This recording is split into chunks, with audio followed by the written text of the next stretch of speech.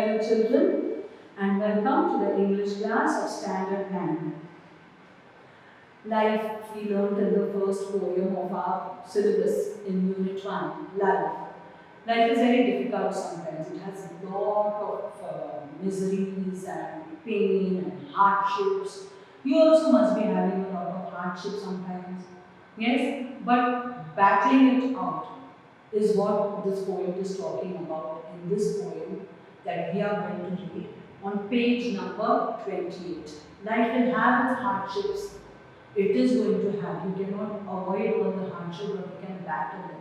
We can be there, we can fight them out. And that is only if we take responsibility of our life. If we take our charge of our life, that is what the poet is trying to tell. And about the poet also I tell you, but first let me get the name of the poem. On page number 28, we have reached 2.1 Invictus. 2.1.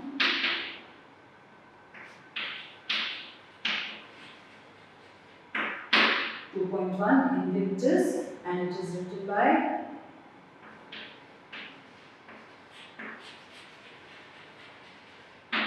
William Ernest Henley. William Ernest Henley. Now, William Ernest Henley actually is a poet who has gone through struggle in his life. At a very young age, he lost his father and he was diagnosed with the tuberculosis and arthritis related to it. So he was suffering with arthritis. And then at a very young age, when he was still in his youth, prime youth, his leg had to be amputated, cut off. His leg had to be amputated. He was suffering with tubercular arthritis, something to do with the legs, the bones. Arthritis is a disease which is related to the bones. And that's what happened to one of his legs, and just below the knee they had to cut the leg off. And when he was in the hospital taking treatment, one leg was cut off, but the other leg he wanted to save. His left leg was cut off, but he wanted to save his right leg. And so for his right leg, he found out from one doctor who helped him a lot and helped him to by some laser treatment. He was taking treatment. So he lost his one leg, but for the other leg he took laser treatment and the doctor was treating him. And when he was undergoing this treatment in the hospital, that is the time when he started writing a lot. And this poem, Invictus, he has written during that time. That is why if you see this poem, the main central idea of this poem is just around the poet's struggles, about how he combated or he fought that sickness that he was suffering with. And very young age, he had to do all this. He lost his father also. And that was a time when he had to make many decisions. And that was one decision which was very important, of not trying to see that the other leg is not amputated. Amputated means cut off. You know that word amputated, cut off. So he had to cut it off. And then he had that attitude of saying, never say die. I'm not going to die and live a life where I cannot do anything. I am responsible of my own fate. I am responsible of what I do in my life. These were his thoughts. And that is what the last line of this poem is also bringing it out. And the poet has written about all what he was going through, maybe the pain during the period that he was undergoing treatment. That is what the poet has tried to write in the poem Invictus. So let us read the poem. Out of the night that covers me, black as the pit from pole to pole, I thank whatever gods may be for my unconquerable soul. In the fell clutch of circumstance, I have not winced nor cried aloud. Under the bludgeonings of chance, my head is bloody but unbowed. Beyond this place of wrath and tears looms but the horror of the shade. And yet the menace of the years finds and shall find be unafraid. It matters not how straight the gate, how charged with punishments the scroll. I am the master of my fate. I am the captain of my soul. So you see, throughout the poet is talking about his hardships. But not that. He's not given up. Everywhere he says the words. Every stanza, if you see at the end, there is one positive word. In the first stanza, if you say unconquerable soul, and the meaning of Invictus is unconquerable. The meaning of Invictus itself is unconquerable. So, unconquerable. So, that is what it means, invictus, unconquered. So, he is over here, unconquerable soul, he has mentioned over here. He's mentioned unconquerable soul in the first stanza. In the second stanza, he says, but unbowed, the second stanza. Look at the words after end of each stanza which brings the positivity.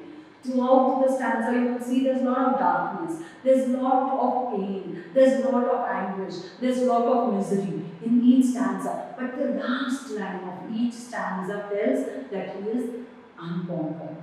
He has, so the next verse, if you see, the last line says, but unbowed. But unbowed. Unbowed means not given up. I have not given up. I have not bowed down to my circumstances. I have not given up to them. I have not given in to my circumstances. I stand strong. That is what. Then again in the next third stanza, if you see, shall find me unafraid. Any situation will find me unafraid, will find me brave. So you see, every stanza in the end has what? A positive feeling of the poet. He was in pain, he was in under treatment in the hospital, but every line tells that he fought it. He was there to fight everything. And then in the last stanza, he ends it with, I am the master of my fate, I am the captain of my soul. So he says that whatever you decide, children, whatever in life, you may have a lot of things, not today. Today you are in 9th standard 9. Life must be easy a little bit. But as you grow older, you have to face many problems in life. You'll be surrounded with problems maybe. Plus, today's generation is because of all the other things that they are, influenced by, friend circle and all. Many they put themselves into problem also. They get addicted to certain wrong things.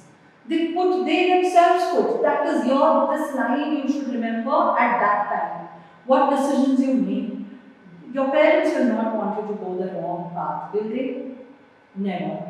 Your parents are the ones who always will think always have good, bigger dreams for you. They want a brighter future for you. But your bright future depends a lot on you. And this last line, I am the master of my fate. I am the captain of my soul. Keep this line always in mind, children. Why? Because it is going to decide your destiny. And who decides your destiny? Yes, of course, we believe in God.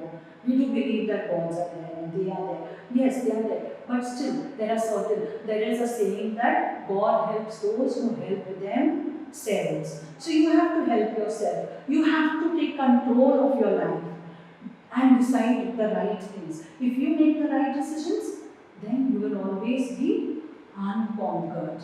You will always be that unconquerable soul. You will be invictus. You will be unconquered.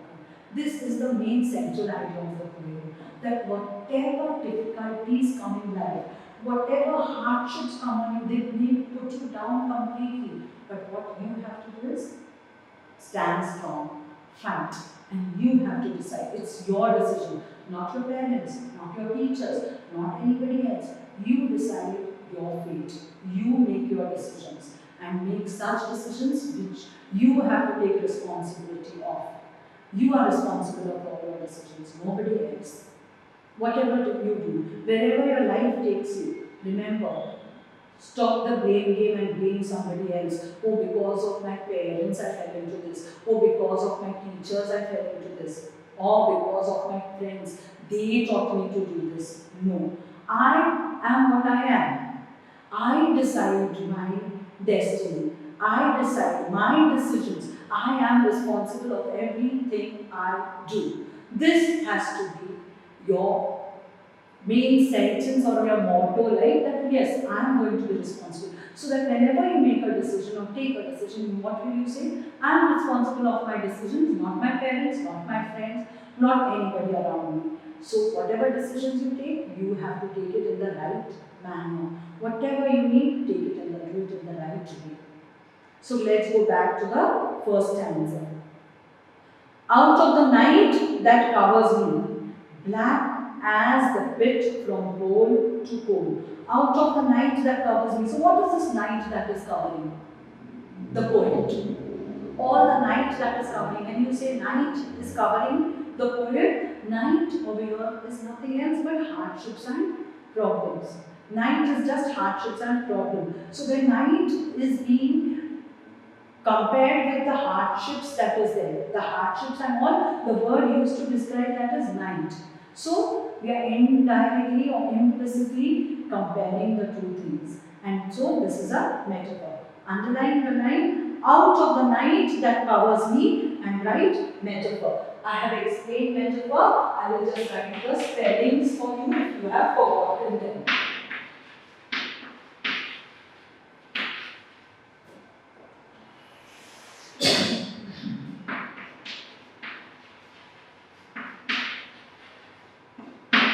We see what is similar to both of them and we call both of them. Like over here we have night and hardships and problems. So night, hardships and problems are as dark as the night. But when I say are as dark as night, I am turning the whole line into a simile, isn't it? But here it is saying the night that comes me. So it is indirectly putting it across that this is the night. These are hardships and problems. Night are hardships and problems. So that is why it is a metaphor. We have not used words like as or like.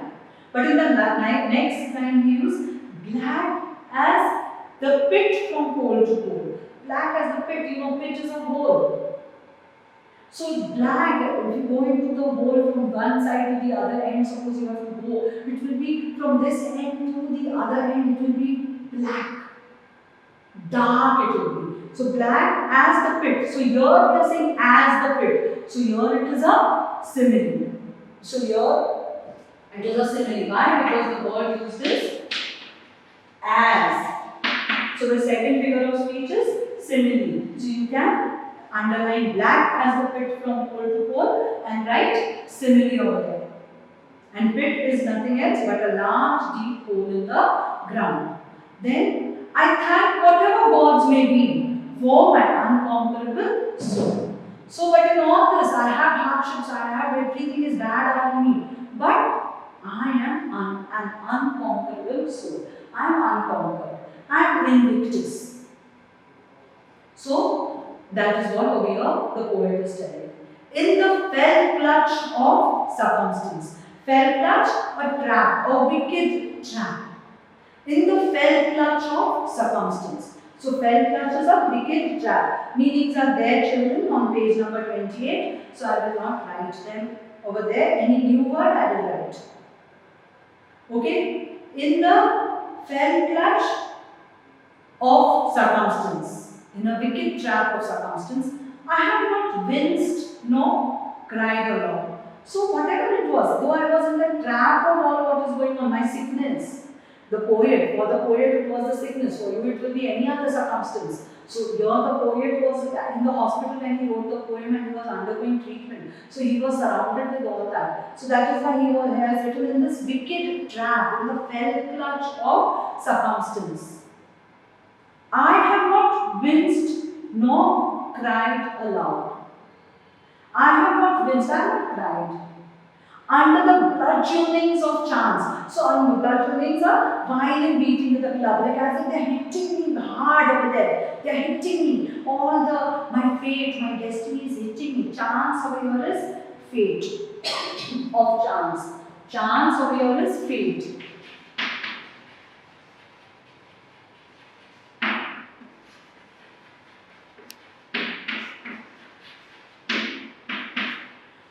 In this your chances fade. My head is bloody. So the all my circumstances and all my the fate, whatever I'm going through is hitting me on my head. Like how the cloud hits you. And my head is bloody. My head is bleeding. But unbound. But I will not bow to my circumstances. I'll stand strong. That is what the poet is telling over here. And over here we have the figure of speech. In the first one, in the fell clutch of circumstance. So can circumstance trap you? No. Circumstance trapping you is kind of giving a human quality. So here you have personification.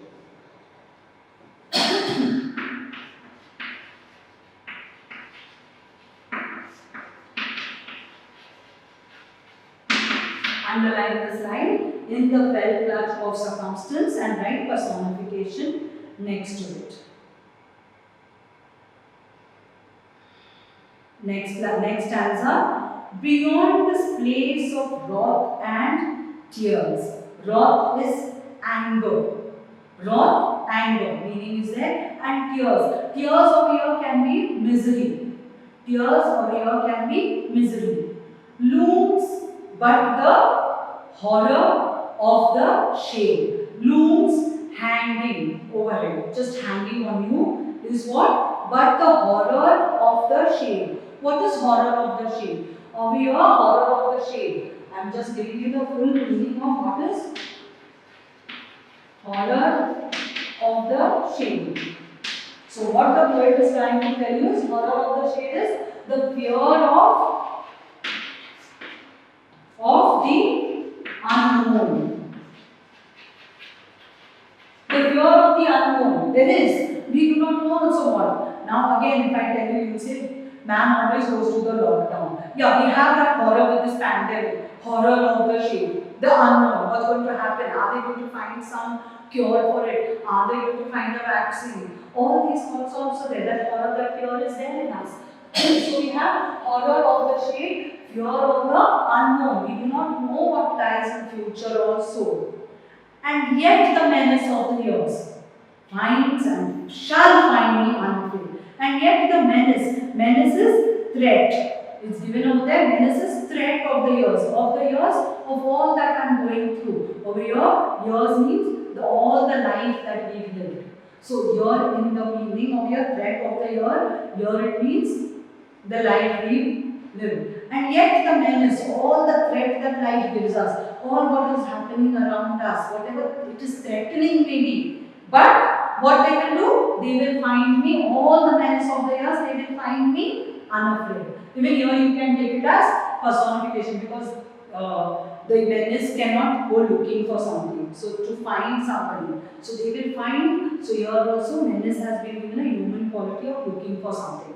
So here it is yet, and yet the menace of the years finds and shall find me unafraid. Will find me unafraid. That is what the poet is continuously trying to tell you, and I told you in the beginning only. Every last line is positive. Is for you to learn a lesson. Is for you to understand that whatever around, I have to be strong. So here the poet will find me unafraid. And then here you have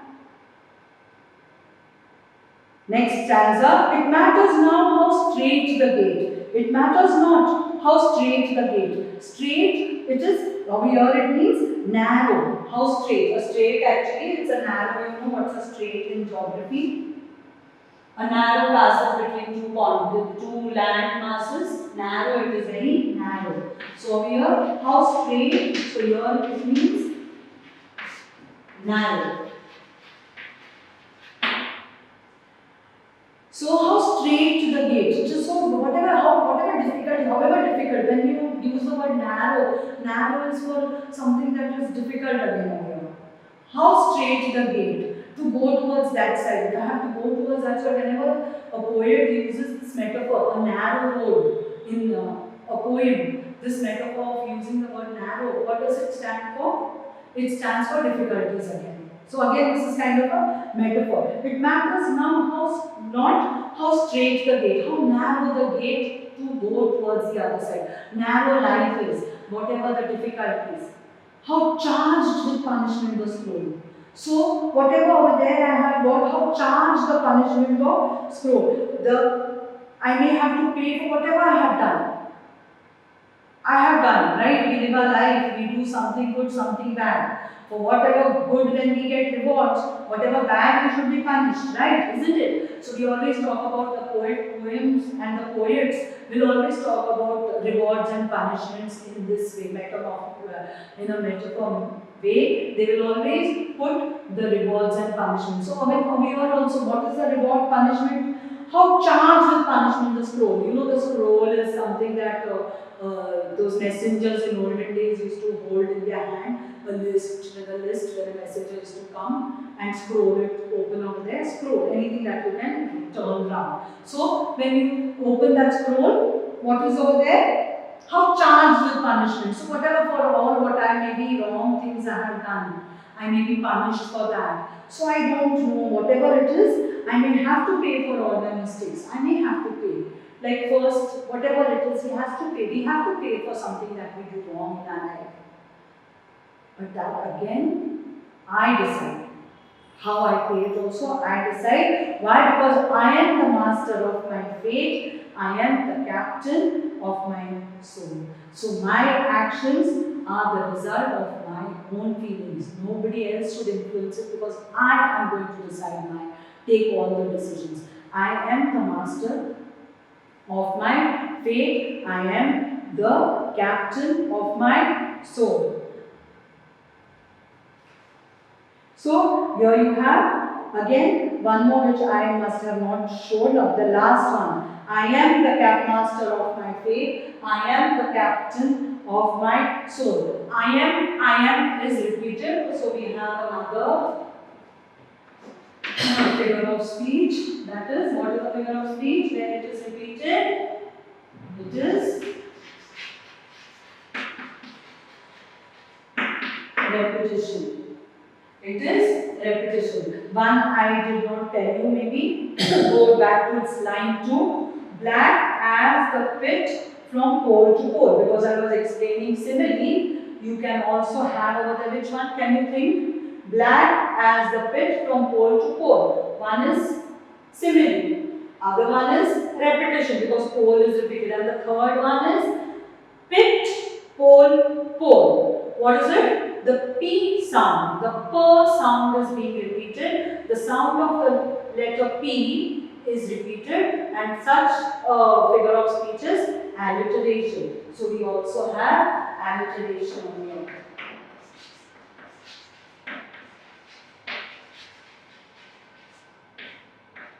So next to simile, you can also put alliteration. You can just draw an oblique sign over there. Simile, you have already, I told you to write, underline black as a pit from pole to pole and put simile also over there. Okay, now, so we see the figures of speech in the poem, metaphor, and the line is, out of the night that covers me. Then we have black as a pit from pole to pole, where we have a simile as well as a alliteration and repetition. Then we have in the fell clutch of circumstances, we have personification. In the fell clutch of circumstances, we have personification. Then we have repetition in the last line. I am the master and I am the captain.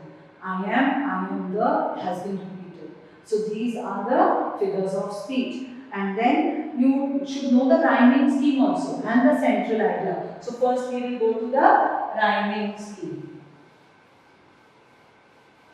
Let us look at only one stanza, the rhyme scheme. Now how do we guess now?